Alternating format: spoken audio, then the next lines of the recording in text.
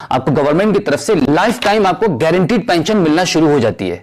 इस योजना के अकॉर्डिंग अगर आपकी एज अभी 18 साल की है और अगर आप 1000 वाले पेंशन प्लान को चूज करते हैं तो आपका मंथली ओनली 42 रुपीज ही आपके पेंशन प्लान में डिपॉजिट होंगे। 2000 रुपए का प्लान लेने पर आपको 84 रुपए महीना आपको पेंशन प्लान में जमा करने पड़ेंगे। बिल्कुल इसी प्रकार से आप आगे के भी प्लान को देख सकते हैं। अभी हम बात करते हैं कि अगर आप 5000 रुपए वाला प्लान को चूज करते हैं तो यहां पे आपकी एज के अकॉर्डिंग जो आपको पैसा जमा करना होगा वो 210 रुपए तक का आपको मंथली आपके पेंशन प्लान में आपके बैंक अकाउंट से डायरेक्टली कट के जमा हो जाएगा। अगर आपकी एज 18 साल से ज्यादा है तो इस चार्ट के अनुसार आप अपना प्रीमियम तय कर सकते हैं कि आप कौन सा प्लान लेने वाले हैं। आपकी एज के अकॉर्डिंग कौन सा अमाउंट आपके मंथली आपके सेविंग अकाउंट से कट के आपके पेंशन अकाउंट में जमा होगा, वो पूरी डिटेल आपको इस चार्ट में मिल जाएगी। इस योजना के लेने के दौरान आपकी जितनी कम एज होगी उतना ही कम प्रीमियम आपको देना पड़ेगा।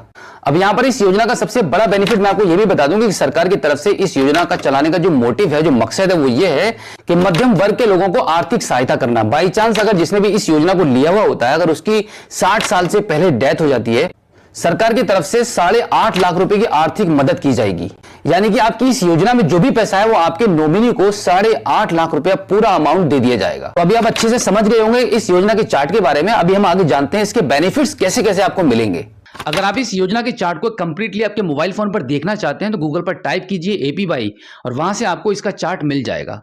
अब इस योजना के कुछ खास बेनिफिट्स हैं जिससे ये योजना बाकी की सरकारी योजनाओं से बिल्कुल डिफरेंट हो जाती है। जैसे कि आपकी 60 साल की एज कंप्लीट होने के बाद आपको लाइफ टाइम पेंशन मिलने लगती है। जो भी पेंशन प्लान आपने चूज किया होगा 1000 रुपए से लेके 5000 रुपए तक का, वो पेंशन प्लान आपको गारंटीड मिलेगा। कि इस योजना की सबसे खास बात तो यही है कि ये एक गारंटीड योजना है।